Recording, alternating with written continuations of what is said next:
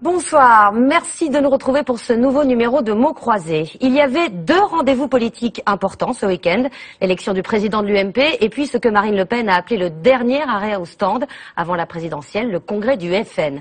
On va largement revenir sur ces deux événements car ce soir nous allons parler de la droite, du centre à l'extrême droite, la droite qui se cherche, se déchire, se recompose. Où va la droite?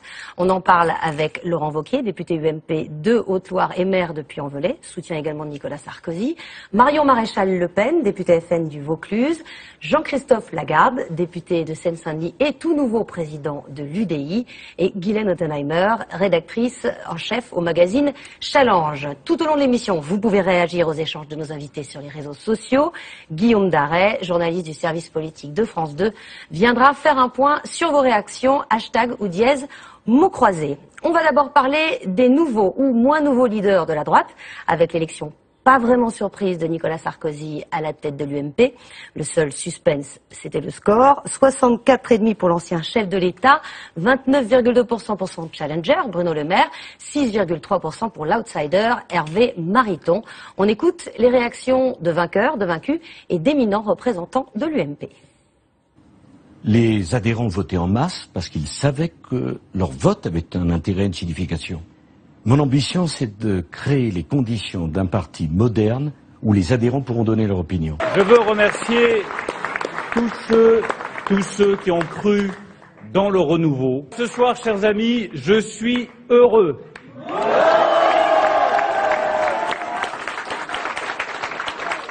Nous sommes arrivés à la fois à présenter cette candidature et à obtenir ce soir un bon résultat. Ça veut dire 10 000 adhérents qui m'ont fait confiance. Nous avons gagné la bataille des idées. Alors, nous avons un président, Abemous Papam.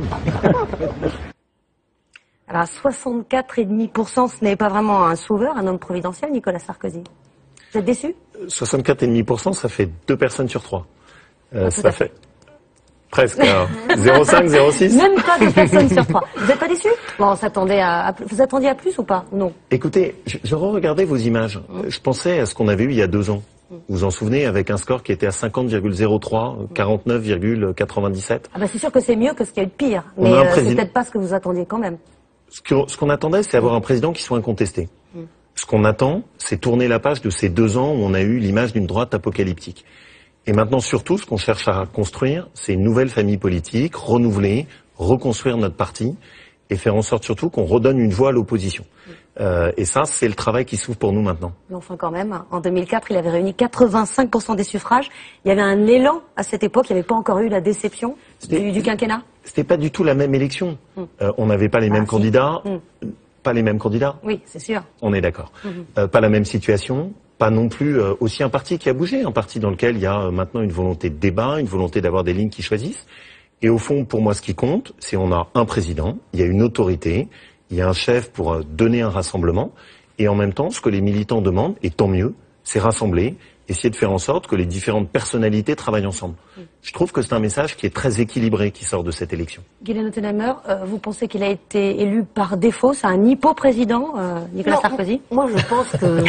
Si, vous êtes très positive dans vos commentaires, madame la je suis pas là non plus pour... J'aime bien une président. Écoutez, c'est pas de moi. Quand j'ai vu la campagne de Bruno Le Maire, je pensais j'avais misé sur 28%. Donc vous voyez, il y avait une vraie campagne en face de Nicolas Sarkozy.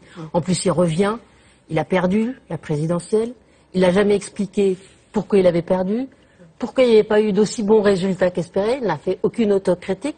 Donc il y a quand même une forme d'agacement autour de lui. Et puis de toute façon, une élection, c'est quelque chose de toujours très dangereux. Par exemple, le général de Gaulle, première élection présidentielle en 65, c'est quand même le général de Gaulle. Il fait pas campagne. Il fait combien au premier tour? Il fait 44. Il est mis en ballottage par Le Canuet et François Mitterrand. Je veux dire, une élection, c'est toujours dangereux. Simplement, Nicolas Sarkozy a été pris à son propre piège, c'est-à-dire que lui, il est arrivé, je vais faire 80%, je vais les exploser. De toute façon, j'ai 1 million de followers sur Facebook, et puis moi, j'ai autant d'amis sur Twitter ou l'inverse. Et puis, moi, j'ai fait tant à mon bouquin, j'ai fait tant à l'émission de télé. Il est dans le chiffre, il a toujours plus que les autres. Et ben, c'est lui retombé finalement en boomerang parce que c'est lui qui avait quand même laissé croire qu'il allait faire un score extraordinaire. Il s'est assez vite aperçu quand même que l'élection était plus difficile et après il a un peu rectifié le tir et il a fait beaucoup plus de meetings qu'il ne pensait le faire au début. Mais sinon, bon, c'est un score qui n'est pas exceptionnel et c'est les 2 années-là qui vont être assez difficiles parce que maintenant il faut rassembler un parti qui est quand même très divisé. Jean-Christophe Lagarde, c'est une bonne nouvelle, le retour de Nicolas Sarkozy à la tête de l'UMP? Écoutez, d'abord, ça regarde les militants de l'UMP qui ont fait un choix net. Oui, pour avoir un clair, jugement. J'y viens. Qui ont fait un choix net, clair, et en même temps, je crois, n'ont pas signé un chèque en blanc. La bonne nouvelle, en réalité, c'est pas ça. C'est que depuis 12 à 24 mois, entre l'élection Copé-Fillon, que rappelait Laurent Wauquiez tout à l'heure, et le départ de Jean-Louis Borloo pour raison de santé, l'opposition était dans un flottement. Parce qu'il n'y avait pas de responsable à droite, il n'y avait pas de responsable au centre. Et finalement, en 15 jours, l'UDI, en se dotant d'une nouvelle direction nationale, l'UMP hier, en se dotant d'un nouveau président, permettent à l'opposition de se remettre en mouvement, avec 2 partis clairement indépendants, avec des différences entre eux, mais avec la volonté de mettre fin à la catastrophe permanente que représente le mandat de François Hollande depuis maintenant 2 ans et demi. Ça, c'est sur le choix d'un leader, mais sur le choix de Nicolas Sarkozy à la tête de l'UMP, c'est une bonne nouvelle pour vous? C'est le choix des militants de l'UMP. Et vous imaginez bien que si je n'adhère pas à l'UMP, c'est pas pour aller choisir entre des candidats UMP. Vous ne faites pas la même phrase que M. Cambadélis. Une mauvaise nouvelle pour la France et une bonne nouvelle pour le PS. Je pense que M. Cambadélis prend ses désirs pour des réalités, parce que pour l'instant, la mauvaise nouvelle pour la France, c'est la présidence de François Hollande. Ouais. On va pas trop citer les socialistes puisqu'il n'y en a pas ce soir sur ce plateau puisqu'on parle de la droite. Marion Maréchal Le Pen, est-ce que c'est une mauvaise nouvelle pour le Front National, l'arrivée de Nicolas Sarkozy, puisqu'il se présente toujours comme le principal rempart au FN? Non, c'est pas une mauvaise nouvelle parce que nous n'oublions pas que Nicolas Sarkozy est fort d'un bilan que nous ne manquons pas de rappeler. Mais très honnêtement, aujourd'hui, je crois que les limites de Sarkozy, elles tiennent pas à son score, parce qu'aujourd'hui, il a la présidence de l'UMP, il aura donc la main sur le parti, quel que soit le score de Bruno Le Maire, qui, contrairement à ce qu'on peut en dire, ne comptera pas tant que ça dans les années à venir. En revanche, ces limites, elles tiennent au fait que Nicolas Sarkozy n'a toujours pas compris que la politique n'était pas au service de la communication. Mais c'était l'inverse. J'en veux pour preuve qu'il a fait, contrairement à Bruno Le Maire d'ailleurs, une campagne très politique, très eurocritique, pour l'abrogation ou la réécriture de la loi Taubira, ça dépend de l'ambiance de la salle, et qu'à peine élu, eh bien, il tend la main au centre, il tend la main à l'UDI, qui sont pourtant, et c'est votre droit, fédéralistes européens, pour toujours plus d'implication politique de la France en l'Union européenne. Vous-même, Monsieur Lagarde, vous avez voté pour le mariage homosexuel. Donc, une fois de plus, Nicolas Sarkozy retombe dans ses travers. C'est-à-dire comment on va faire cohabiter demain Monsieur Lagarde et ses positions très fédéralistes et Monsieur Wauquiez qui est pour un retour à l'Europe des 6. Comment on fait cohabiter plusieurs lignes dans un même parti, en fait? Non, mais ça des lignes contradictoires. Des lignes dans une même alliance. Surtout une pour famille le coup, à l'UMP, on parlait avec des lignes contradictoires. C'est surtout ça le problème. C'est, je crois, ce qui a perdu Nicolas Sarkozy par le passé, ce qui très certainement le perdra demain. D'autant plus que je tiens quand même à préciser que un certain nombre de sondages ont révélé que les militants UMP étaient majoritairement pour un rapprochement vers le Front National et non pas vers le centre. C'est quand même un sondage de Marianne, effectivement, cette semaine. Un enseignement, à mon avis, qu'il se refuse de tirer. Laurent Wauquiez, le renouveau, c'est Bruno? Le renouveau, c'est nos élus de terrain.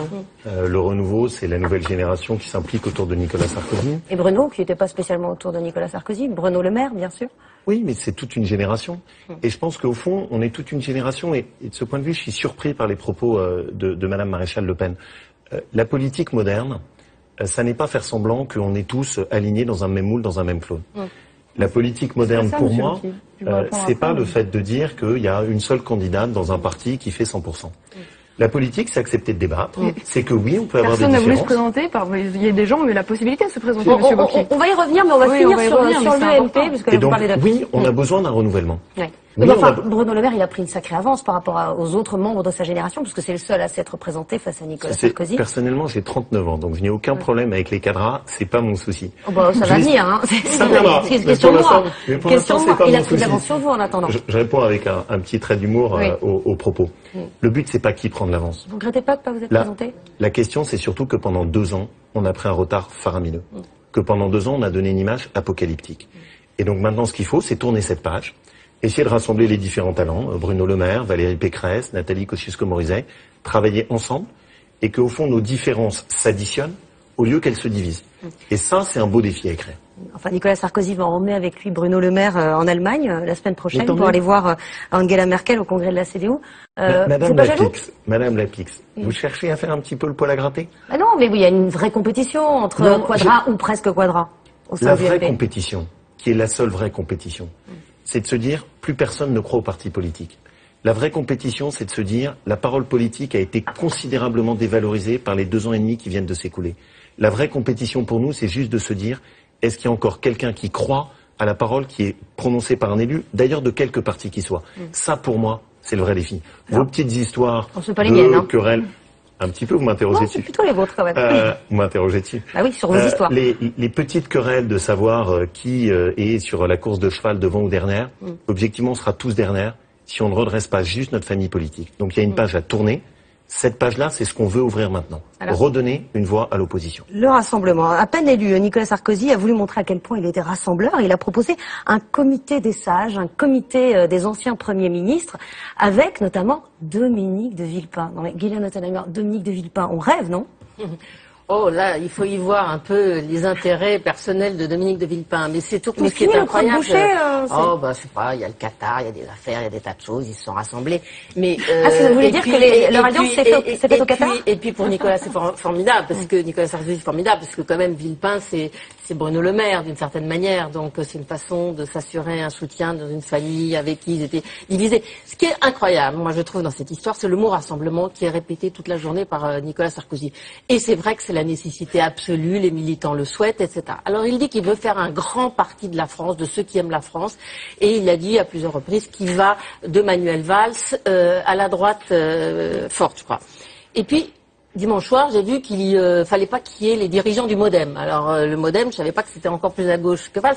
Il a un problème. Il y a un péché originel avec le MoDem. Oui, il y a un péché originel. Encore que ceux qui ont voté Bayrou, ils étaient encore beaucoup plutôt venus du flanc gauche de François Bayrou à la présidentielle, qui a pas fait un gros score.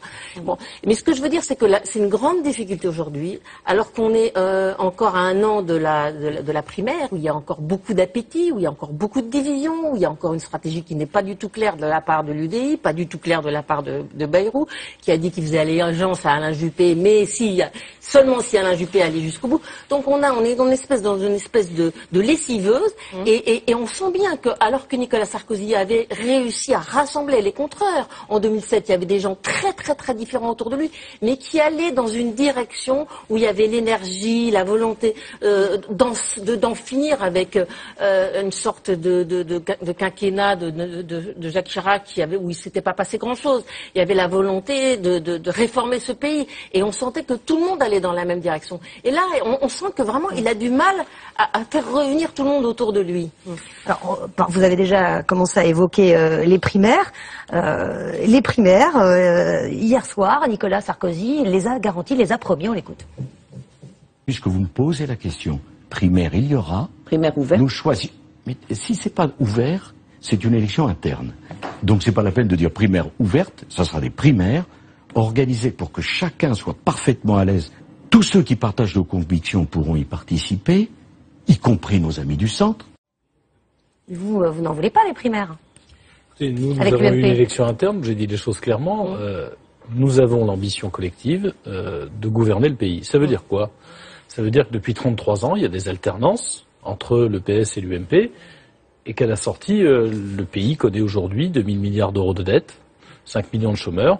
Bref, une situation où les Français... Des membres de votre parti qui faisaient partie des gouvernements... Qui participaient au gouvernement, madame Anne. Qui participaient au gouvernement, pas qui gouvernaient. Il y a une grande différence. Donc pas responsable. Non, mais la vérité, c'est qu'il y a une grande différence. Quand nous proposions d'arrêter avec le fait qu'on creusait la dette publique, avons-nous été écoutés? Non. Quand nous proposions de réformer les territoires, on n'a pas été écoutés. Aujourd'hui, on a une réforme Hollande qui fait n'importe quoi. Lorsque nous disions qu'il fallait un régime unique des retraites, nous n'avons pas été écoutés. Et c'est normal. Et c'est normal parce que le centre, à l'époque, était divisé, dispersé, disséminé, et ne pouvait pas peser sur la vie politique française. Et moi, je souhaite, vous disiez c'est flou, non, c'est pas flou. Je souhaite, en l'occurrence, que l'UDI puisse avoir un candidat à l'élection présidentielle et proposer une autre voie, celui ou celle qui sera le mieux placé. La question le mieux placé, ce sera le président de l'UDI, a priori. Pas forcément. Est-ce que Martine Aubry a été la candidate du Parti socialiste? Ça n'était pas le cas. Il y a eu des primaires et elle a perdu. Il y a eu, en l'occurrence, non pas des primaires, mais une élection interne, comme le disait Nicolas Sarkozy. Pour revenir sur les primaires, En réalité, il y a deux solutions. Soit l'ensemble des forces politiques de l'opposition républicaine décident de participer à les primaires. Et elles ont du sens, puisque le but, c'est de sortir un candidat, un seul, de l'opposition républicaine. Soit, comme je l'entends, c'était pas toujours la même chose, mais comme je l'entends aujourd'hui de la part du MoDem, une de ces forces dit « je ne veux pas y participer », et à ce moment-là, les primaires perdent du sens, puisque ça devient une élection interne.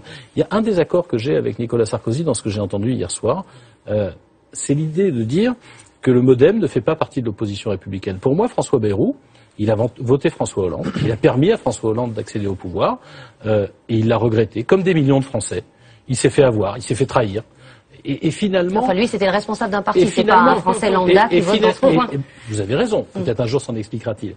Mais finalement, une fois qu'il a quitté la majorité qu'il souhaitait construire avec François Hollande, qu'il se retrouve dans l'opposition, je préfère ces Français-là, et donc François Bayrou aussi, dans l'opposition plutôt que dans la majorité.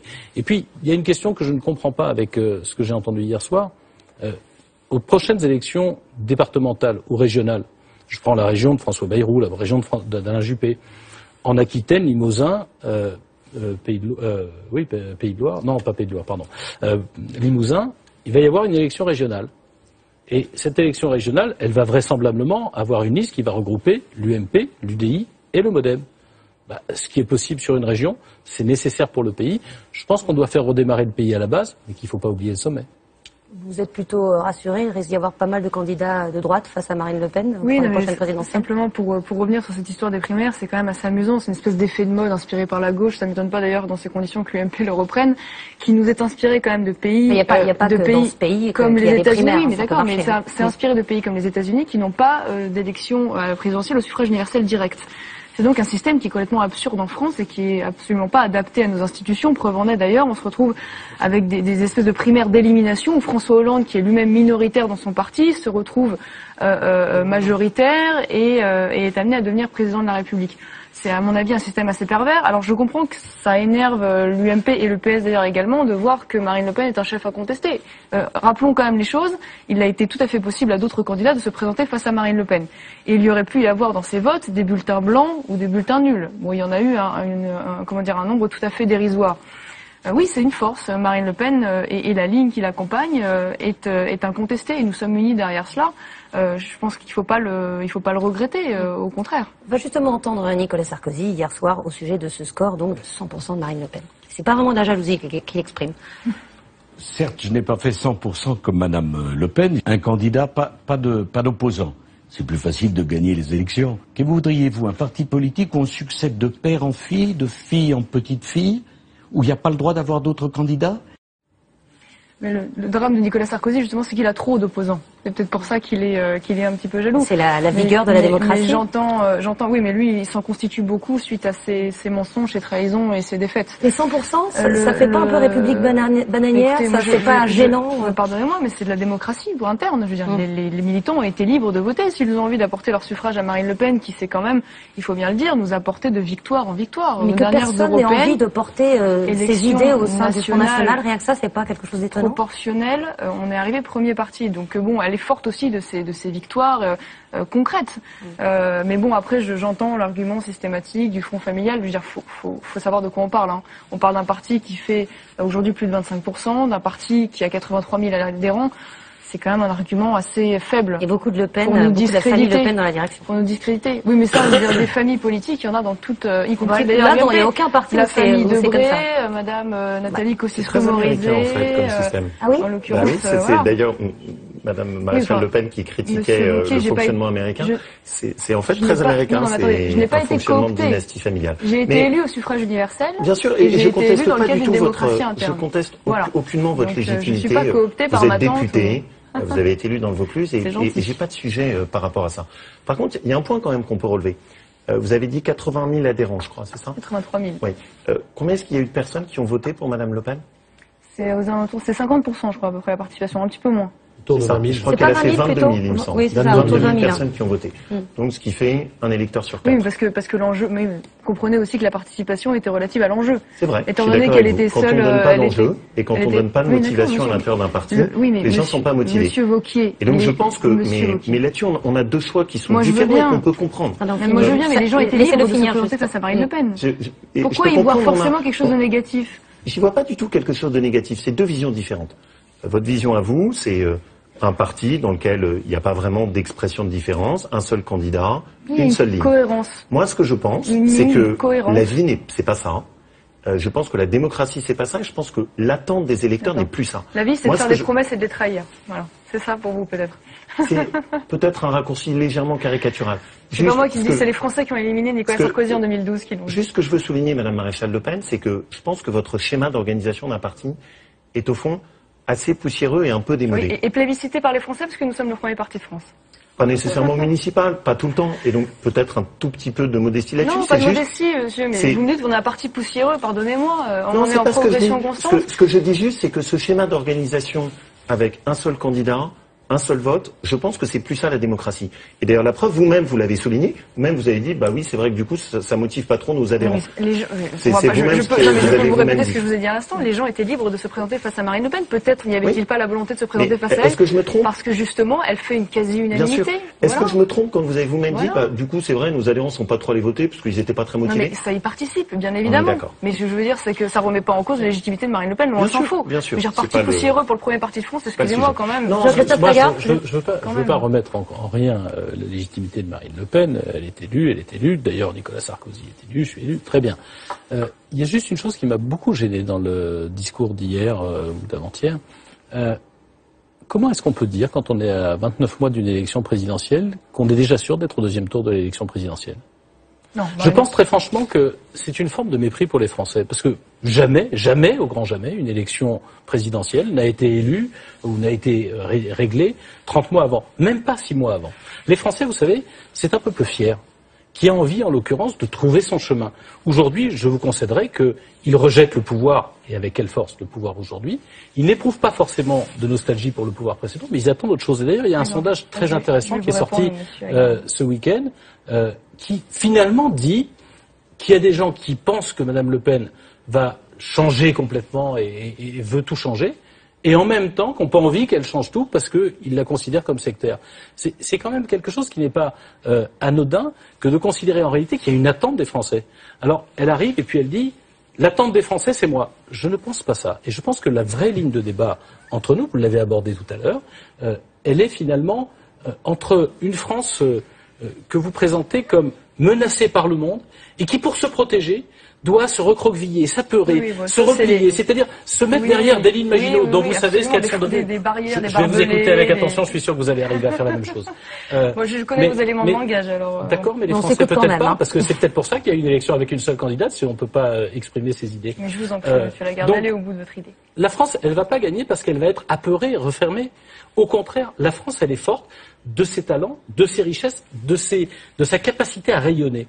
Moi, je veux une France qui remette la marche en avant, pas qui se clôture derrière ses murs. D'ailleurs, très franchement, quel pays du monde s'est replié derrière ses murs, s'est recroquevillé, a eu peur du reste, plutôt que d'affronter des difficultés, certes, mais aussi de profiter de ses forces? Quel pays du monde a réussi en se recroquevillant? Aucun. Alors, Aucun. La Corée du Nord est toujours fermée. Ouais. Même la Chine a fini par s'ouvrir. Oui, vous avez raison. Même la Chine a fini par s'ouvrir pour arriver Pardonnez-moi, alors, à progresser ces dernières Marion années. Maréchal Le Pen vous répond. Je veux bien vous écouter, monsieur Lagarde, mais alors comparer le programme du Front National à ce qui se passe actuellement en Corée du Nord, c'est peut-être un petit peu caricatural et pas digne du chef de parti que vous êtes. Très honnêtement, mais bon, les éléments de langage, recroquevillés, les barbelés, les frontières, tout ça, on connaît. Moi, je vais vous dire quel est moi, j'ai vu une candidate à l'inverse qui, pendant 1 heure, a parlé de la France quand l'ensemble des candidats, suite à leur élection, ont parlé du Front National. Parce que quand j'entends monsieur Wauquiez dire que Nicolas Sarkozy est le seul à pouvoir faire un rempart au Front National, moi, je préférais qu'il dise que c'est le seul à pouvoir. Hier soir, je vous ai entendu, vous avez intervenu sur je ne sais plus quelle chaîne, et que c'était Nicolas Sarkozy était celui qui pouvait le plus faire barrage au Front National. C'est d'ailleurs ce qu'on a entendu également dans la bouche, les internautes iront vérifier. Le Parti Socialiste également tient le même discours, c'est-à-dire que plutôt que d'avoir des responsables politiques qui nous expliquent qu'ils ont un projet pour redresser la France, finalement leur seul projet aujourd'hui, c'est de faire battre le Front National. Et pour finir, pardonnez-moi, vous parlez de mépris, moi je vois le vrai mépris, je le vois dans un ancien président de la République qui, lors de l'une des mesures, a supprimé par exemple le référendum pour tout nouvel élargissement, le référendum obligatoire pour tout nouvel élargissement à l'Union européenne, et qui dans le même temps aujourd'hui promet le retour du référendum dans ses campagnes électorales. Ça c'est du mépris, vous voyez, à l'égard des Français. Ça c'est ce qu'on appelle un élément de langage. Ça c'est du mépris. Si Non, non, est-ce que vous pouvez expliquer aux Français, par exemple... Non, pas maintenant, parce que d'abord on va avoir une réaction quand sur... on dit qu'on veut le protectionnisme, puisqu'en réalité c'est le programme du Front National. Je pense pas absolument, mais quand on dit qu'on veut le protectionnisme, ça veut dire en réalité protectionnisme, il y a deux façons. Soit on interdit à des produits d'entrée, soit on les surtaxe. Moi je voudrais juste comprendre une chose. Quels sont les produits que nous ne produisons pas en France? Je ne parle même pas des matières premières, on en manquerait. Je parle des produits de nouvelles technologies, je parle d'un certain nombre de produits de consommation en électroménager. Quels sont les produits dont vous allez empêcher, entre guillemets, l'entrée en France, et quelle rétorsion nous allons subir de la part des pays qui les produisent aujourd'hui? Je vous ferai remarquer quand même une chose, c'est pas vis-à-vis de la Chine que nous avons le plus grand déficit commercial, c'est vis-à-vis des pays du continent européen. Alors, donc on va dire aux Européens, là, on repart sur un autre sujet, là. On n'était pas du tout, on était sur les leaderships, sur la ligne, et on va dans un débat sur la primaire ou pas la primaire, qui est d'un intérêt relatif. Oui, mais on n'est plus être dans le chemin qu'on propose aux Français, se replier ou être capable de dominer la transformation du monde, ça me paraît quelque chose de plus important. Oui, absolument. Vous avez raison dans ce sujet-là. C'est un sujet majeur et c'est d'ailleurs la grande différence que l'on a avec l'UMP et avec le Parti Socialiste. Et croyez-moi, c'est un sujet qui intéresse beaucoup, par exemple, les producteurs du Made in France ou nos agriculteurs, qui subissent de plein fouet la concurrence à la fois extra-européenne et intra-européenne. Il ne s'agit pas d'interdire les produits, il s'agit de réguler l'entrée de ces produits. Donc ne soyons pas dans la caricature. De grands pays comme en Amérique du Sud ou aux États-Unis pratiquent ce type de politique sans, je crois, qu'ils se retrouvent en Corée du Nord. Vous savez qui a inventé le Made in France? Le but, justement, c'est de relocaliser les produits. Est-ce que vous savez qui a inventé le label Made in France? C'est Yves Gégaud, c'est un parlementaire UDI. On va sortir du label Made in France et on va parler de la ligne du Front National. Aux produits d'être produits en France et de relocaliser en France. Parce que alors on l'a dit, Marion Maréchal Le Pen. On l'a dit, la réélection de Marine Le Pen à la tête du FN n'était pas le seul enjeu du congrès du Front National. On a parlé de lignes, de rivalité, essentiellement entre vous et Florian Philippot, à l'occasion d'élections au comité central. C'est le Parlement du parti. Reportage au congrès du FN d'Alice Gauvin et Pierre Beretta. Il monte sur scène en vainqueur. Pourtant, en cette première matinée de congrès, il sait déjà qu'il a perdu. C'est le duel qu'on attendait, Florian Philippot face à Marion Maréchal Le Pen. Marine m'a fait l'honneur de me faire confiance. Eh bien, il me faut faire un bilan de cette stratégie et des nombreux succès qu'ensemble nous avons engrangés depuis. Le souverainiste trop à gauche, la libérale trop à droite. La nièce de Marine Le Pen face à son protégé, artisan avec elle de la dédiabolisation du parti. Avant même l'ouverture du congrès, les résultats ont fuité dans la presse. Marion Maréchal Le Pen est arrivée en tête du vote des militants. Florian Philippot n'est que 4e. Mais sous le regard des journalistes, Marine Le Pen lui apporte un soutien appuyé. C'est un désaveu? Non, 7 adhérents sur 10 ont voté pour moi. Je suis très heureux. Marion, on a eu 8 sur 10. C'est encore mieux. Je la félicite. Selon la presse, Florian Philippot aurait pourtant empêché Marion Maréchal Le Pen de s'exprimer à la tribune. Mais pour la caméra, mieux vaut une bise de circonstance. Ils ont 2 jours pour donner l'image de l'unité, dans des gestes et des discours, à chaque fois calculés. Non, on peut cohabiter en bonne intelligence avec des sensibilités différentes sans forcément que ce soit la guerre, la mésentente et les coups bas. Il est tout de même question donc de cohabitation. On dit que Marion est plus conservatrice. Le conservatisme, quand il s'agit de conserver des valeurs, c'est valable. Moi, je ne crois pas au mérite de la changite. Des gens qui changent en permanence. C'est le père Bidot qui disait quand il n'est pas nécessaire de changer, il est nécessaire de ne pas changer. Mais est-ce vraiment le conservatisme qui a gagné? Dans les allées du Congrès, Florian Philippot tente de se rassurer. Florian Philippot, vous êtes le meilleur. Vous êtes le meilleur. Vous avez une dialectique, rhétorique. C'est le meilleur. C'est le meilleur. Et moi aussi. féliciter pour ce matin. J'ai vraiment apprécié votre Vas-y, si tu veux, Marine, et toi, je fais une photo.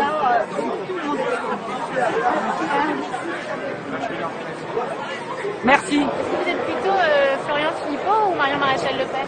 On n'est ni l'un ni l'autre, ils sont complémentaires. On est tous d'accord sur l'essentiel. Alors s'il y a des nuances, il y en a, et alors c'est pas un problème. Mais Marion, elle est arrivée en tête quand même, donc c'est qu'elle a des choses en plus qui convainquent les gens? Enfin, c'est peut-être parce qu'elle est jolie. C'est la famille Le Pen, donc moi, c'est la notoriété du nom, en fait. Le duel l'a presque éclipsé des écrans, la vraie star du Congrès, pourtant seule candidate à sa réélection. On dit votre nièce Marion un peu plus à droite que vous. Est-ce que vous allez infléchir votre ligne politique? Est-ce que j'ai une tête à infléchir ma ligne politique? Objectivement, il y a des sensibilités, des profils, des histoires, des parcours, des âges différents dans les cadres qui constituent le Front National, mais la ligne politique, c'est la mienne. Car c'est moi qui suis élu président du Front National. C'est donc moi qui détermine la ligne politique. A été élue présidente du Front National Marine Le Pen avec 100% des suffrages exprimés. Le lendemain, Florian Philippot, confirmé comme l'un des vice-présidents, a retrouvé sa place derrière Marine Le Pen. Je suis évidemment ému et touché que vous m'ayez ainsi renouvelé votre confiance. C'est tous ensemble. Marion Maréchal Le Pen est reléguée plus loin sur la photo. Elle a renoncé à prendre l'une des vice-présidences du parti. Il n'y aura pas de débat, pas de vote sur le projet. Devant les caméras, le Front National a une présidente, une ligne et un public qui n'a pas vraiment changé. Je n'aurais pas la cruauté d'évoquer la République laïque, qui n'est plus qu'un souvenir évanoui par des années d'immigration massive, de soumission aux revendications des fondamentalistes. Tout y passe, les repas dans les cantines, les horaires séparés dans les piscines, les vestiaires, les jours fériés, les exigences vestimentaires, la construction de salles de prière.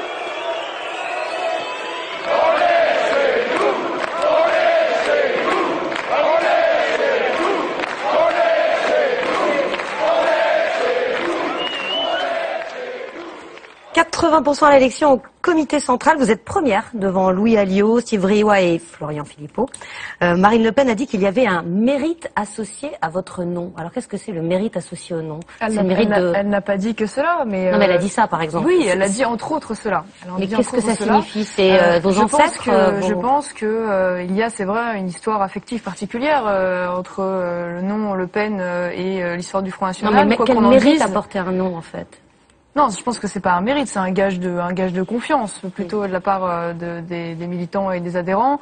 Il y a beaucoup de choses qui rentrent en compte dans ce vote. Il y a aussi quelque chose un peu arithmétique. Je viens du Sud, c'est aussi des grosses fédérations qui sont particulièrement performantes, donc ça participe aussi arithmétiquement à ce vote. Et puis, vous direz que vous n'assumez pas ce succès? Si, j'assume parfaitement, et j'en suis d'ailleurs très honorée. Et j'espère que cela. C'est vrai que quand je suis arrivée en politique, quoi qu'on en dise, j'ai bénéficié d'une double notoriété qui n'était pas la mienne à la base, celle du Front National, bien évidemment, celle du nom de Jean-Marie Le Pen pour le coup. C'est plus le cas. Et j'ose espérer que après 2 ans et demi de mandat, cette première place m'accorde une légitimité qui m'est propre. Vous ne serez pas vice-présidente, vous avez refusé? Oui, absolument. J'ai refusé parce que Marine Le Pen a décidé de ne pas maintenir de vice-présidence politique, mais uniquement exécutive.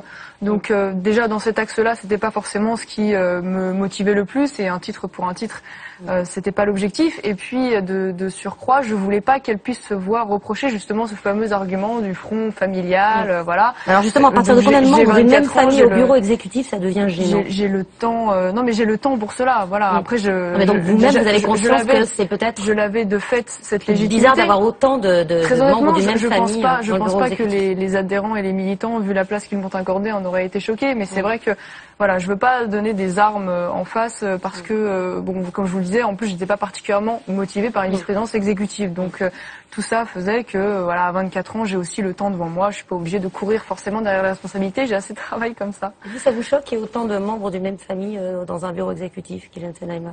Non, ça fait partie des péchés de jeunesse un peu, parce que finalement le Front National est un parti relativement jeune, et moi ce qui me frappe, c'est aussi quand on voit 100% sur un seul leader. Mais finalement, c'est parce que le personnel politique du FN est encore assez faible.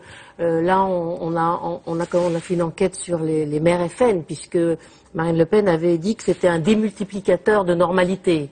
Les maires étaient là pour démontrer que finalement le Front National était capable de gérer, c'était plus l'ancienne QV, vous savez, où il y avait eu quand même pas mal de problèmes avec les maires frontistes.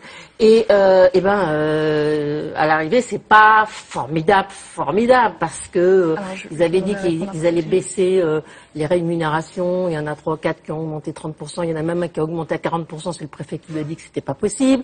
Il n'y a pas eu de révolte, de révolution extraordinaire sur le plan social. Ils ont même plutôt coupé les budgets parce que voilà. Ça fait 8 mois à la fois. Je suis d'accord, mais il était prévu que lors de ce congrès, il y aurait tout un volet sur les performances des maires.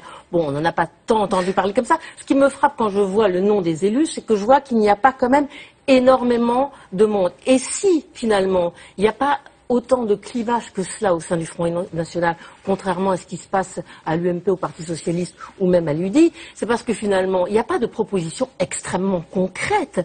Je veux dire, on parle du protectionnisme, on parle de la sortie de l'euro, mais il n'y a pas encore de programme suffisamment précis pour qu'on commence à avoir des discussions, des divisions. Il n'y a pas d'unité. Voilà. Parce que, donc on a une espèce d'unité de façade avec des slogans beaucoup plus qu'avec un programme d'action qui puisse être discuté de l'intérieur. C'est vrai qu'on parle de vous comme de quelqu'un de plus conservateur, de plus libéral. C'est vrai ou pas? Je vais vous répondre là-dessus, mais je vais simplement d'abord répondre sur les maires. C'est vrai qu'il y a quand même beaucoup de désinformations qui me gênent. Concernant ces mairies, d'ores et déjà, ça vous aura pas échappé, nous avons récupéré des mairies dans un état absolument pitoyable, qu'elles soient gérées par le PS ou par l'UMP, d'ailleurs avec des millions et des millions d'euros de dettes, avec des marges de manœuvre assez restreintes. Et pour autant, il y avait une très bonne gestion dans les 2 dernières années. Très mauvaise, en l'occurrence dans la plupart des villes que nous avons eues, même la quasi-totalité. Nous sommes, vous l'avez rappelé, à 8 mois de gestion. C'est vrai que nous, on fait un bilan municipal toutes les 2 semaines. C'est quand même un petit peu particulier comme méthode de travail.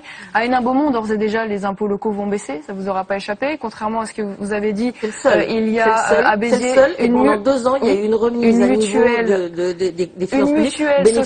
Une mutuelle sociale qui a été mise en place à Béziers, qui va très certainement être généralisée à l'ensemble. Par les économies de la précédente équipe, ce que vous avez dit pour les plus faibles. Concernant, alors ça, je vais également revenir dessus. Si vous lancez le débat, il n'y a aucun souci là-dessus. Concernant les rémunérations des maires, il y a en effet eu des augmentations, mais en parallèle, l'abandon des voitures de fonction et pour un certain nombre, le plafonnement des frais ou la suppression totale des frais de représentation, alors qu'avant les maires pouvaient se servir à outrance et évidemment compenser leur représentation dans les mairies. Par exemple, je vous donne l'exemple, le maire, dans le cadre de la loi, parce que c'est toujours dans le cadre de la loi, hein, c'est une rémunération normale des maires, voilà. Donc, vous m'avez posé une dernière question concernant les mairies, vous m'avez interpellé. C'était quoi votre dernière remarque sur les mairies? On va pas faire toute l'émission sur les mairies parce que c'est juste un détail. Scolaires, oui, alors les associations. Oui, si on passe sur les mairies, pas plusieurs sur les mairies, juste. Non, Guilherme, il n'y a pas Jean-Christophe politique encore très Madame, c'est très important d'entrer dans le détail. Marion Maréchal Le Pen, Jean-Christophe Lagarde, je voulais dire quelque chose. Si je peux me permettre, pour l'éclairage de vos téléspectateurs, moi j'ai la chance d'être maire depuis 14 ans bientôt. Et j'ai conquis une ville qui était communiste depuis 66 ans. Croyez-moi, elle était en très mauvais état. Et très franchement, à votre décharge. 8 mois après. Ceux qui ont récupéré les mairies FN dans les années 90 8 mois n'ont pas forcément eu non plus. 8 mois après une élection municipale, demander des comptes à des maires ou avoir promis qu'ils pourraient rendre des comptes, c'est se moquer du monde parce qu'un maire qui arrive, il a besoin de plus de temps que ça pour agir. Que ce soit en bien ou en mal, et c'est vrai, Madame Oppenheimer, en écoutant le débat que vous aviez tous les deux, que dire qu'on va baisser les impôts au bout de 8 mois, en réalité, c'est forcément le fait de la gestion précédente, et dire qu'on subit des catastrophes, c'est forcément le fait de la gestion précédente. Je veux dire ça parce que je ne pense pas moi que les mairies soient.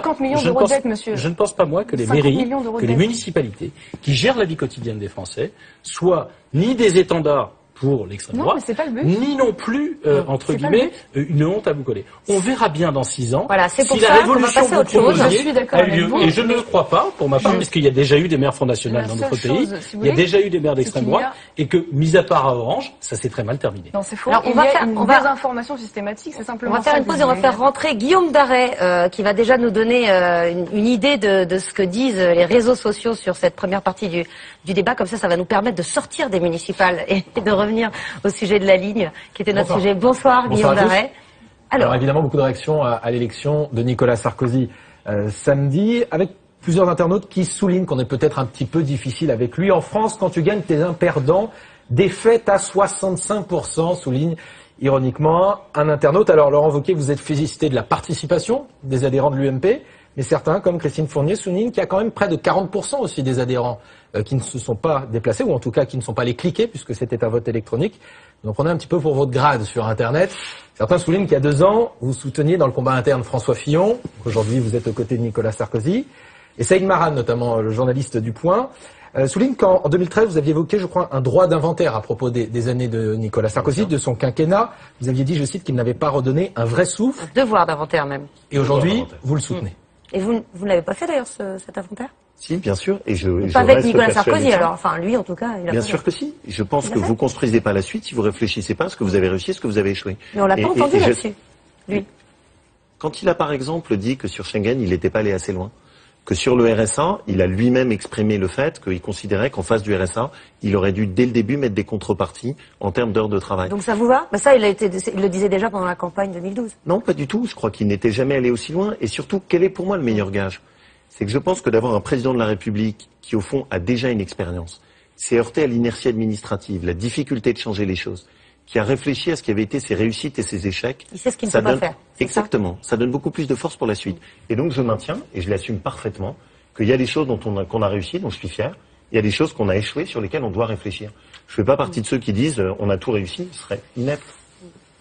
Puis après son bon score dans les urnes électroniques de l'UMP, il y a des bons points aussi sur Internet pour Bruno Le Maire. Ce soir, Bruno Le Maire a su insuffler l'idée du renouveau à l'UMP et écouter les militants, disent plusieurs téléspectateurs. Et Siné Olivier pose même une question. Suis-je le seul à penser que Bruno Le Maire ferait un bon Premier ministre? C'est pas pour tout de suite.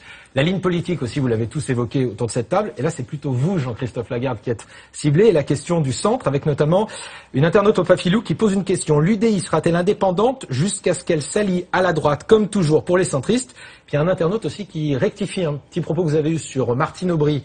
Vous avez évoqué un vote interne en 2011 quand vous avez parlé de la primaire tout à l'heure autour de cette table. Rodolphe Baran qui précise bien que la primaire PS, effectivement, en novembre 2011, c'était pas un vote interne. Tout le monde pouvait voter moyennant 1 euro et puis la signature d'une charte. Enfin, il n'y avait comme candidat que des candidats socialistes, plus M. Baillet à 1%.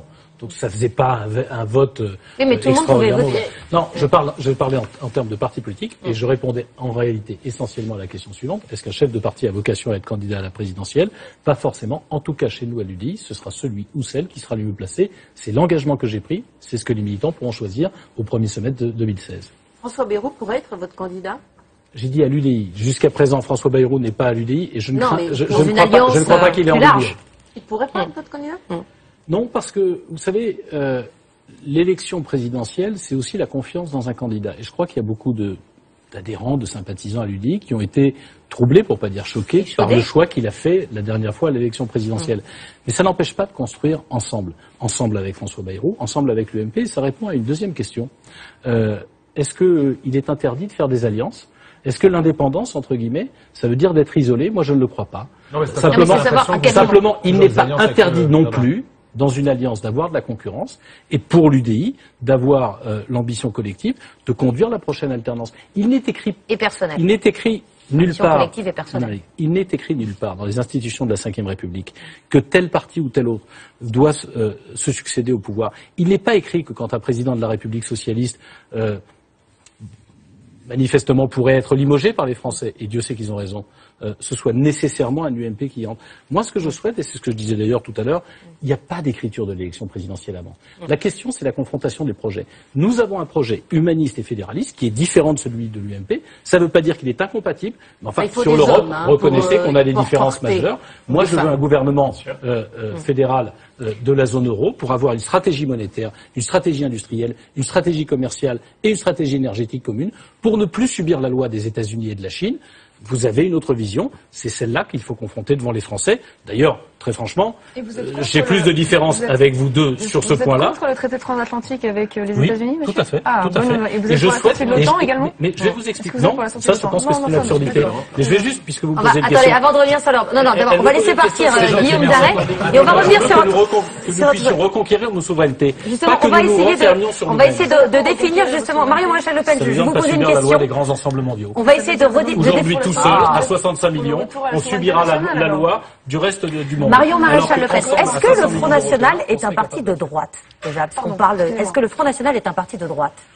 Non, le Front National est un parti assez inclassable, je dois dire, dans l'échiquier politique français. Et vous n'êtes pas une femme de droite, je vous entends dire que vous étiez une femme de droite. Je vais vous répondre, mais le problème c'est qu'aujourd'hui, si vous voulez, cette distinction droite-gauche, je pense qu'elle perdure dans la vie politique française en tant que courant, mais qu'elle est dépassée en tant que parti.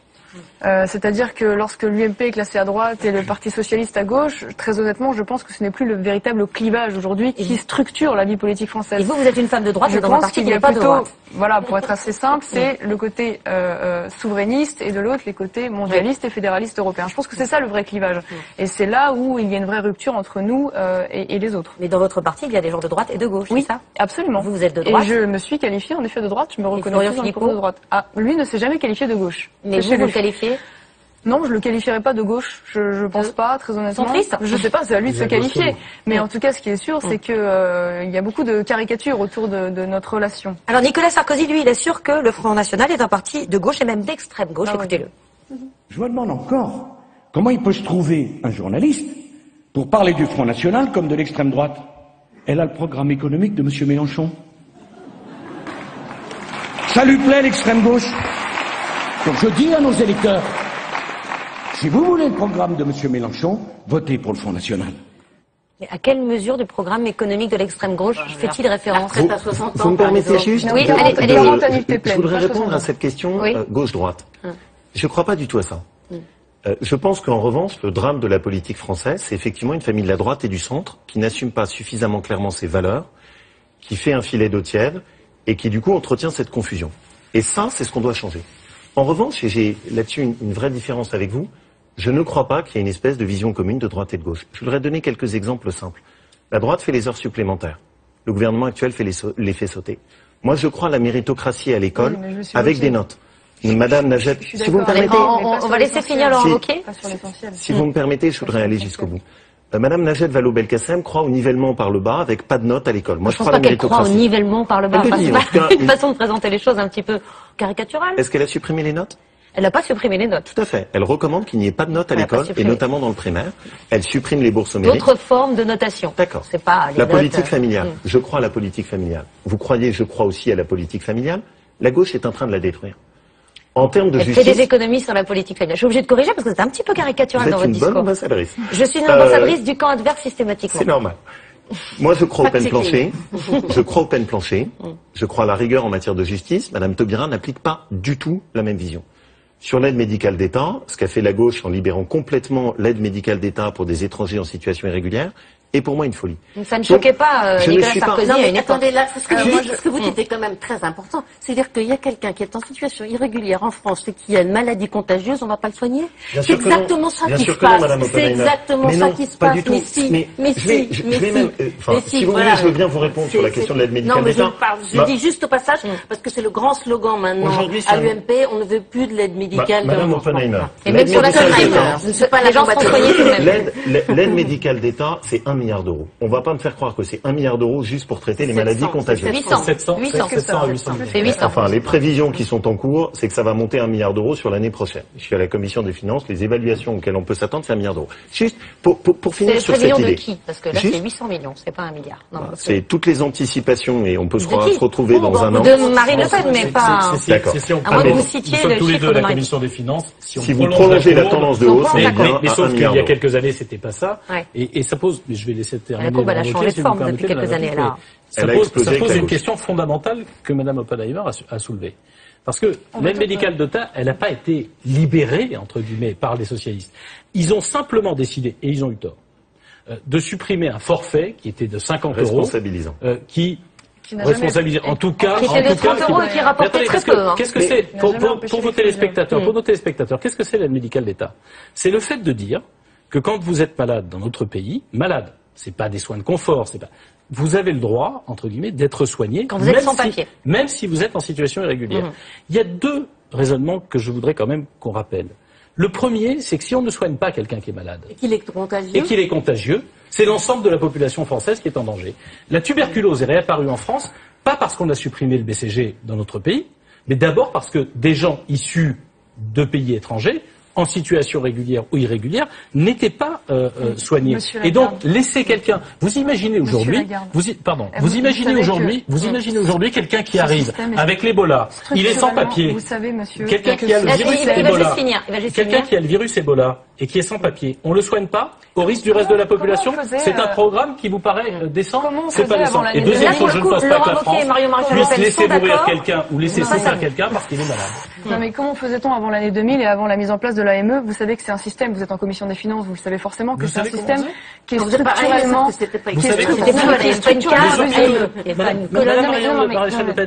savez comment on faisait? Structurellement abusif. Excusez-moi, vous le savez, j'étais déjà élu local.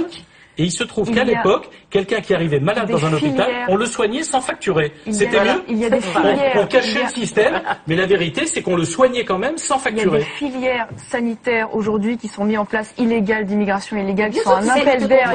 C'est très marginal. Il y a eu un rapport parlementaire et c'est très marginal. Ne prenez pas l'excès pour la généralité. Cet excès. On a basculé d'une immigration du travail vers une immigration du social, dans lequel on a de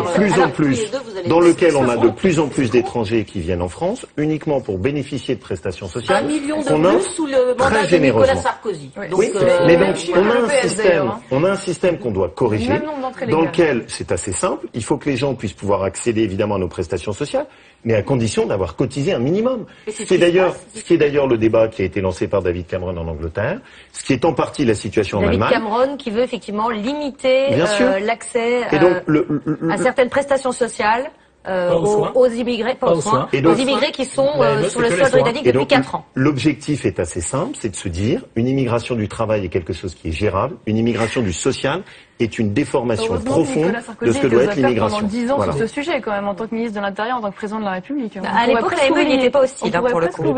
Il n'y a pas d'augmentation, je suis désolé, mais il n'y a pas d'augmentation de l'immigration du social. Il y a sans doute un problème dont il faut que nous débattions sur l'immigration, le regroupement familial, mais il n'y a pas d'augmentation de l'immigration du social. Aujourd'hui, contrairement à ce que raconte l'extrême droite, par contre, contrairement à ce que raconte l'extrême droite depuis des années, l'immigration ne coûte pas 60 milliards. Sur l'extrême droite, vous qui aimez bien lancer des débats hors... Si je peux me permettre... Vous savez ce que c'est que l'extrême droite ou pas? Ah oui, c'est vous. Oui, non. Est-ce que vous connaissez les définitions? Je sais clairement ce que c'est. Est-ce que vous connaissez la définition d'extrême droite? Tout à l'heure, vous vouliez pas être de droite, mais vous refusez aussi d'être extrême droite. Inclassable, c'est pas un classement. Reconnaissez de droite, c'est le FN qui l'était pas. Attendez, le coût de l'immigration. L'immigration, c'est un sujet qui vous intéresse? Non, mais on va en parler d'ailleurs. L'immigration, c'est un sujet qui vous intéresse. L'immigration, le coût de l'immigration dont vous parlez sans arrêt, et dont Marine Le Pen parle sans arrêt, et dont Marine Le Pen parle sans arrêt, en réalité, les études économiques montrent que entre le nombre de travailleurs étrangers présents sur notre territoire, qui d'ailleurs occupent des emplois que les Français ne veulent pas occuper, et le nombre, vous allez obliger les Français, demain à faire du travail. Non, mais dites-leur parce que c'est très intéressant. Monsieur Lagarde, justement à cause de l'immigration. Excusez-moi. Éboueur à la ville de Paris, c'est pas du tout mal payé. Et je vois peu de Français pour le faire et beaucoup de gens issus de l'immigration. Mais puisqu'on parle, justement les Français. Parlez pas en même temps parce que sinon personne ne comprend ce que vous dites. Justement, une idée fausse qui est véhiculée, c'est que ça coûte de l'argent à la France.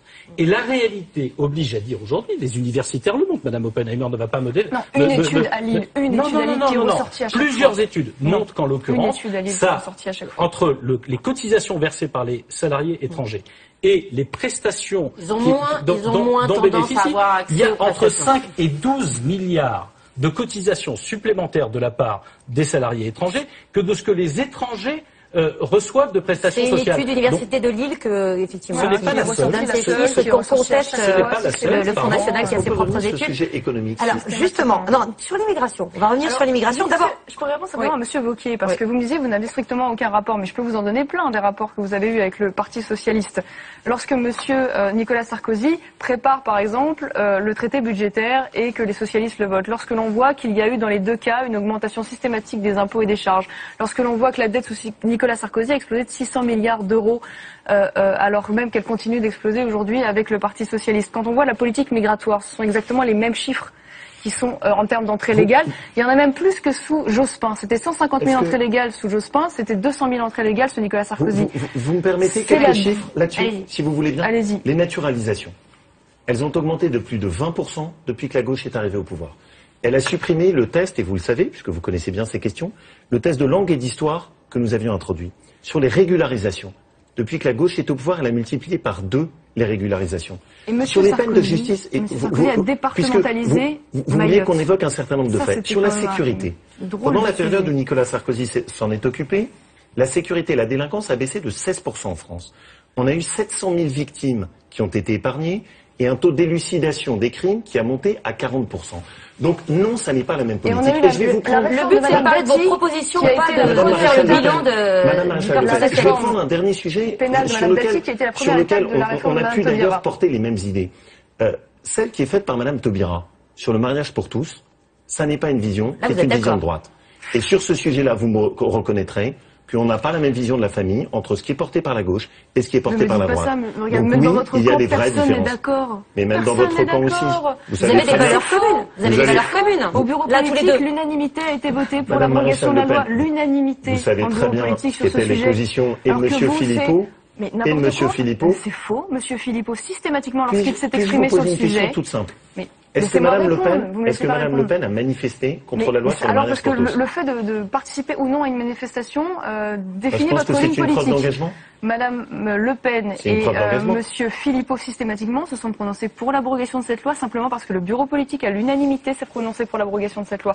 Contrairement à votre parti qui un coup c'est l'abrogation, un coup c'est la réécriture, un coup c'est on laisse en l'état. Vous me reconnaîtrez que la première position de Madame Le Pen était très ambiguë, mais non, à la limite je laisse ça de côté parce que je cherche pas de polémique inutile. C'est pas le sujet. Non, mais c'est bien intéressant d'aller sur le fond parce que là pour le coup. Ce que je veux dire, c'est que pour moi il y a clairement une vision de société qui n'est pas la même entre la droite et la gauche. Il peut y avoir parfois des points communs, mais il y a des ce que je n'aime pas, c'est cette espèce de discours que vous tenez, consistant à dire, au fond, tout ça est un gigantesque chaudron dans lequel tout le monde est emmêlé. Je ne crois pas à ça. Je ne crois pas à ça. Je voudrais parler, parce qu'on a parlé d'immigration, je voudrais parler du fameux grand remplacement. Est-ce que vous y croyez au grand remplacement? Qu'est-ce que vous appelez le grand remplacement? Alors, le grand remplacement, c'est cette théorie très controversée de l'historien ou l'écrivain Renaud Camus qui explique que les peuples venus du Maghreb, d'Afrique, vont remplacer les Français d'origine. On a entendu notamment Jean-Marie Le Pen parler de ce grand remplacement avec ces termes ce week-end. On l'écoute. Au bout de cette pente que la France ne cesse de descendre, il y a la servitude et la disparition du peuple français. Sans un changement radical et rapide, la France et les autres nations européennes seront submergées. Dans certaines régions, c'est une véritable substitution de population qui est en cours depuis 40 ans.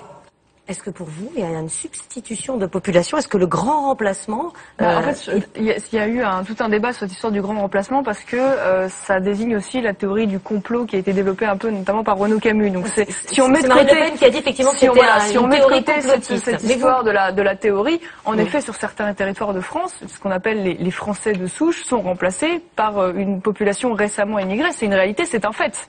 Voilà. Puisque je suis un des élus de ce territoire, mais vous aussi, je veux juste vous faire observer la chose suivante. En 1982, il y avait 7,2% d'étrangers en France. 32 ans plus tard, 2014, il y a 8,4%. C'est normal parce que pardon, la difficulté n'est pas la difficulté. La nationalité française. Ça vous dérange? Vous voulez la retirer?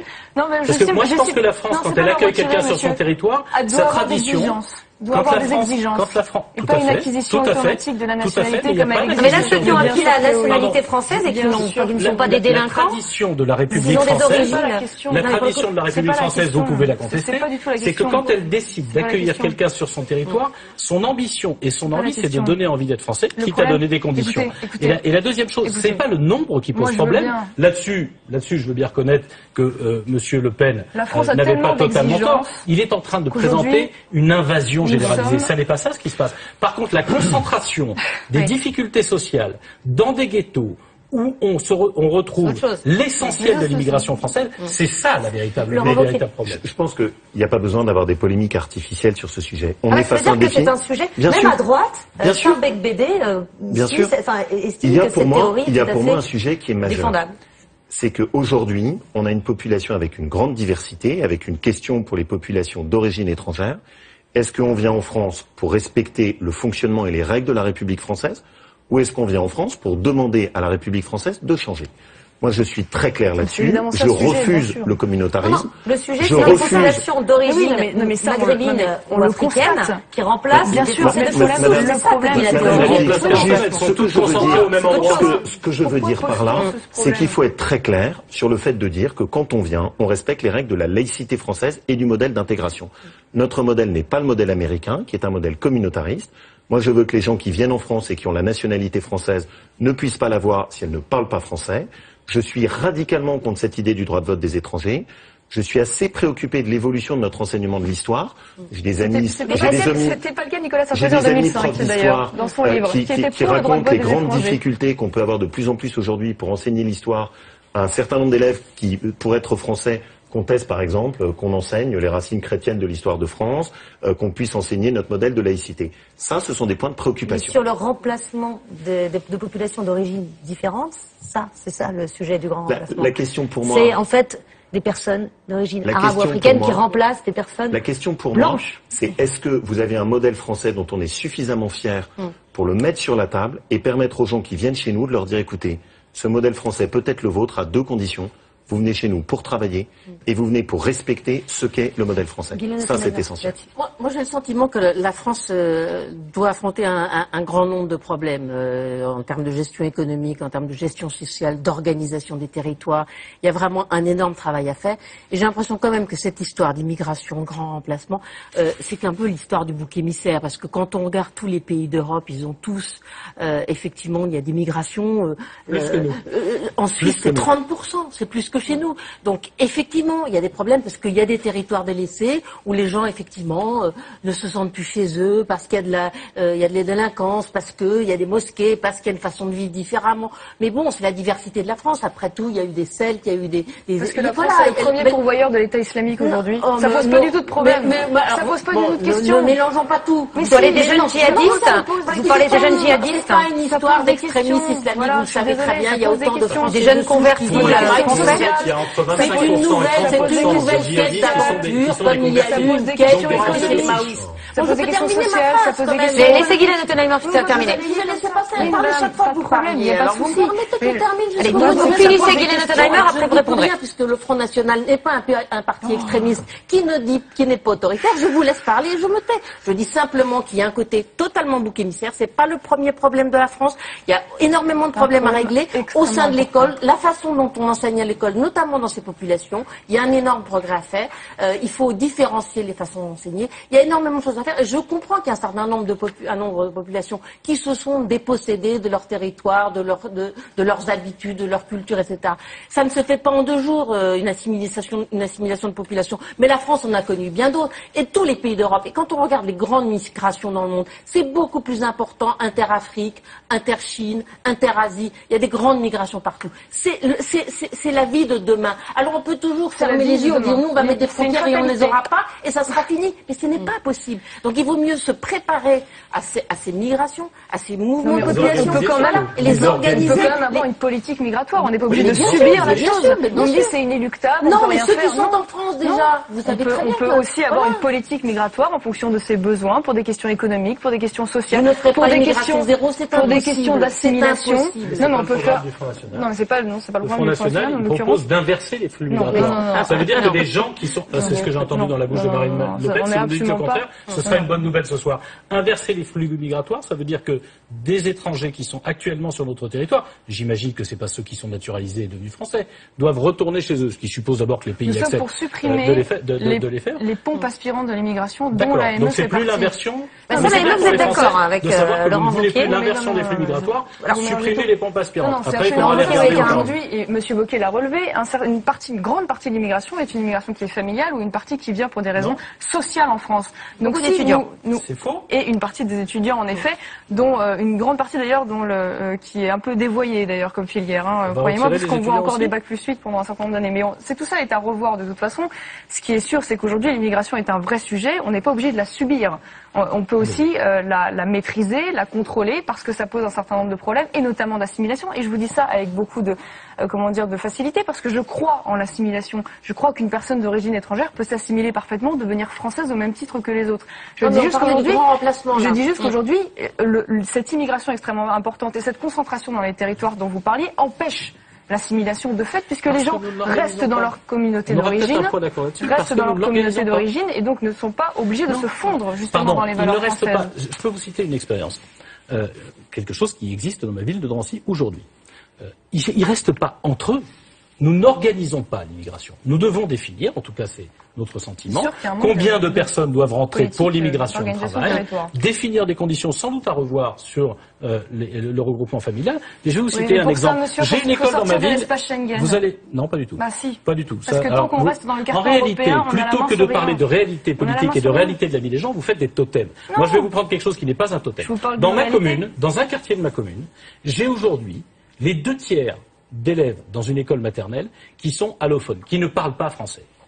D'abord parce que ça veut dire qu'on a laissé se concentrer, entre guillemets, une communauté dans un quartier, puisqu'on va à l'école là où on habite. Deuxièmement, l'État français, parce qu'il ne l'organise pas, attend que ces bouts de choux de 3 ans, 4 ans, 5 ans et 6 ans pour finir par commencer à essayer de leur apprendre français. L'immigration, ça s'organise. Ça s'organise à l'entrée et ça s'organise dans le suivi et dans la capacité d'intégration. C'est ce que nous ne faisons pas aujourd'hui et c'est ça qui pose un problème migratoire. Je voudrais prendre un exemple très concret. S'il vous plaît, on va reparler de l'espace Schengen, mais juste pour... Est-ce que Madame Maréchal Le Pen, si on peut juste s'écouter, et encore une fois, il y a des sujets sur lesquels on peut avoir des regards croisés et d'écoute. Je voudrais donner une expérience de maire. Comme maire, j'ai vécu il y a à peu près 6 mois un problème avec une dérive sur les cérémonies de mariage de samedi. Où, sur un certain nombre de mariages, on avait grand cortège de voitures, drapeaux étrangers qui étaient sortis, et cérémonies qui étaient très bruyantes sur le parvis de la mairie. J'ai eu un échange avec une partie de ma communauté marocaine en leur disant « Écoutez, c'est pas possible ». C'est-à-dire que on est en France, on a un certain nombre de règles communes, des mariages ça peut pas s'organiser comme ça, il faut qu'on se fixe des règles. Et donc je leur ai demandé qu'il n'y ait plus les cortèges de voitures bruyants, qu'on supprime les drapeaux étrangers, et que s'il y a des manifestations, elles soient à l'intérieur de la mairie et pas sur la place. Ça a été parfaitement compris. La seule chose, c'est que ça suppose qu'on est... Parler. Oui, mais ça suppose qu'on est juste... Vous voyez que ça se gère. Mais à condition d'avoir un discours qui soit clair. Et moi, ce qui me gêne, c'est qu'il y a en ce moment une démission du discours des politiques français, où il y a une petite tendance à faire du clientélisme électoral en faisant du communautarisme.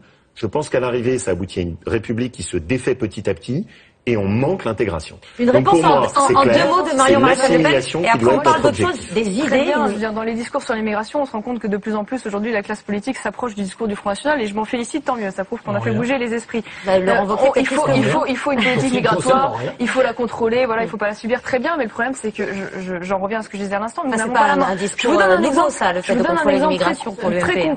Très concret. Oui, mais il y a les actes aussi, il n'y a pas que les paroles. Nous allons, vous le savez, Monsieur Wauquiez, avoir une réforme du droit d'asile qui va arriver d'ici quelques semaines. Cette réforme, c'est la stricte traduction de 3 directives européennes. Voilà.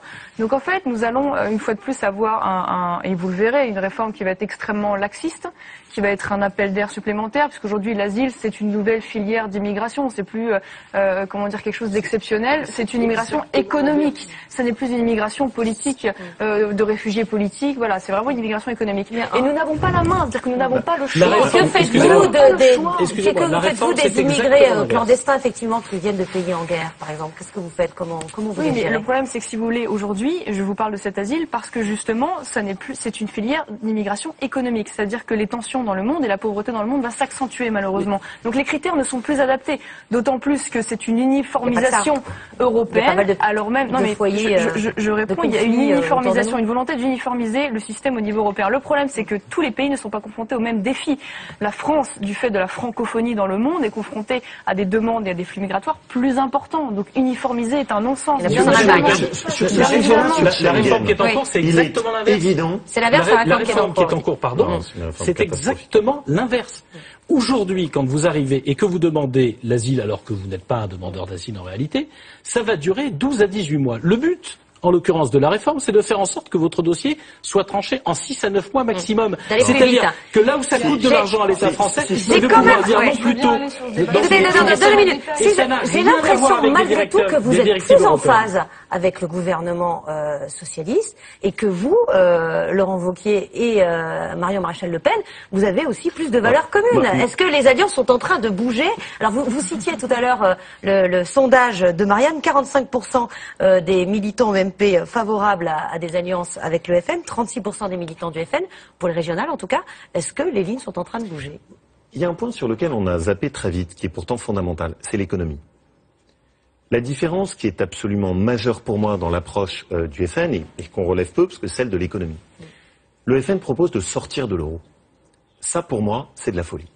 Sortir de l'euro, il faut que tous nos téléspectateurs comprennent bien ce que ça veut dire. Vous regardez votre compte en banque, ça veut dire que vous avez 20% de votre pouvoir d'achat qui disparaîtra du jour au lendemain.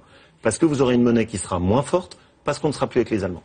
Ça veut dire que vous voulez faire un emprunt pour acheter votre maison. Les taux d'intérêt à l'époque du franc étaient entre 12 et 10%, alors qu'aujourd'hui on a des taux d'intérêt qui sont de 3 à 4%.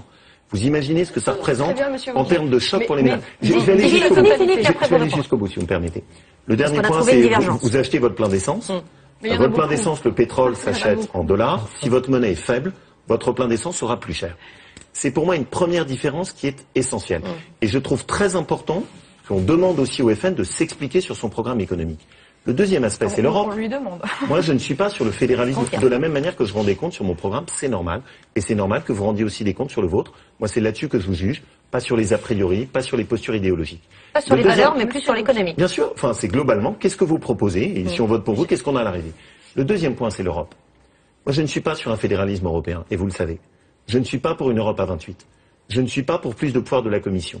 Je suis pour qu'on sorte de Schengen. Et je ne suis pas favorable à la voie que vous proposez, qui est le repli national. Parce que je ne crois pas que la France seule puisse peser par rapport à la Chine, l'Inde et le Brésil. Et le dernier point, et je finirai par là, c'est ce que vous proposez économiquement. Et là, ça me gêne parce que on retrouve dans votre programme économique exactement les dérives que vous dénoncez, parfois avec raison, sur la vieille politique. Je reprends le programme de Madame Le Pen. Vous dites, on va revaloriser les salaires de 200 €. On va créer un revenu parental. On va remettre la retraite à 60 ans.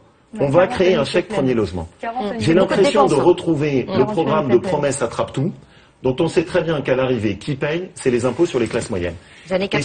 Et sur ces trois aspects-là, il y a pour moi une vraie différence par rapport aux Je vais vous répondre, il n'y a pas de problème. Alors rapidement, parce que c'est vrai qu'on embrasse beaucoup de sujets. Il y a beaucoup de choses, mais c'est vrai que c'est sur l'économie, en fait. D'aller sur le fond. Alors, ce que vous dites pas concernant l'euro assez rapidement, c'est que si l'on reste dans cette monnaie, il y aura de toute façon une déflation salariale extrêmement vigoureuse, puisqu'il n'y aura pas d'autre moyen que de retrouver cette compétitivité par la déflation salariale, ce qui est déjà en train de se faire. Bon, ça c'est un sujet. Vous parliez de l'Europe des 6. Moi, je veux bien, Monsieur Wauquiez. Vous avez certainement lu le traité de fonctionnement de l'Union européenne. Vous savez donc que pour modifier substantiellement, pardonnez-moi, le traité, les négocier, il faut s'en référer à l'article 48. Et pour modifier ces traités, il faut donc une unanimité des États membres qui doivent ratifier cela. Il s'agit de créer une nouvelle entité, c'est ça? Ça voyez-vous Valéry Giscard d'Estaing, d'ailleurs, Europa, Madame créer une Europe à deux vitesses? Croyez-vous que 28 pays vont donc à l'unanimité accepter de revenir à 26? Bien sûr que non. Donc le programme que vous proposez, c'est en fait la sortie de l'Union européenne, la fin de l'Union européenne et la construction d'un autre projet politique. Mais croyez-vous véritablement que cela soit possible en l'état actuel de la façon dont vous présentez? Donc vous êtes pour la sortie de l'Union européenne? Jean-Christophe Lagarde, je suis pour le fait de rebâtir un nouveau noyau européen. Donc si vous sortez de l'Union européenne, qu'est-ce que vous faites de cette monnaie également? Voilà, parce que tout ça est lié, bien évidemment. Et vous voulez sortir de l'Union européenne et de l'euro? Nous sommes en effet dans les 6 premiers mois pour une tentative de renégociation dans ces conditions, ce dont nous croyons assez peu, et dans un second temps, donc un référendum si nous n'avons pas parvenu à aller. Vous êtes dépendant de la réponse quand même des sortir de l'Union européenne, si les Français le désirent. Vous voyez bien, votre programme économique est basé sur l'hypothèse où ils le désireraient. Oui, bien sûr, c'est gênant. Bien sûr. D'ailleurs, Marine Le Pen a dit qu'elle démissionnerait si les Français ne votaient pas oui à ce référendum. Vous voyez bien que sur ce sujet-là, en réalité, le clivage n'est pas si simple, parce que dire qu'on va faire l'Europe à 6, moi je n'y crois pas. Je pense que dans les pays de la zone euro, dans les pays de la zone euro, pardon, non, 12. En tout cas, un noyau dur, Jean-Christophe Lagarde. Mais c'est exactement ce que nous disons depuis des années. Et c'est la raison pour laquelle j'étais opposé au traité de 2005 et de 2007. Parce que, pour le compte, on a empêché ceux qui voulaient avancer et qui voulaient se fédérer, qui voulaient reconquérir leur souveraineté, on les a empêchés de le faire dans le traité qui est en vigueur actuellement. Pardon, il y a une chose qui me frappe. Parce que là, il y a Guillaume Darry qui trépigne. pardon, Madame Oppenheimer, d'une phrase que je ne voudrais pas laisser croire. Moi, j'ai le sentiment à vous entendre que il y aurait entre vous des différences de degrés. Et moi, je pense qu'il y a des différences de nature.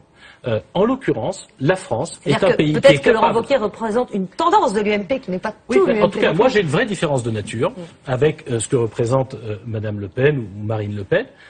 Je pense que la France n'a pas à avoir peur du monde, pas à avoir peur de l'Europe, pas à avoir peur des autres, que la France est capable de rayonner et que l'État aujourd'hui est faible parce qu'il ne se fait plus respecter, qu'il n'est plus capable de donner un projet de long terme et qu'il n'y a que par un projet de long terme qui libère les énergies de notre pays, qui lui ouvre de nouveaux espaces qu'on s'en sortira, pas en se repliant, en rassurant faussement la population. Monsieur Lagarde, ce sont des différences profondes. Oui, c'est-à-dire le fait d'être pour ou contre la sortie de l'euro est une différence profonde. Le fait de proposer ou non une vision de village gaulois ou un noyau dur européen est une différence profonde. Et c'est pour ça que là-dessus, on a une vraie différence de vision.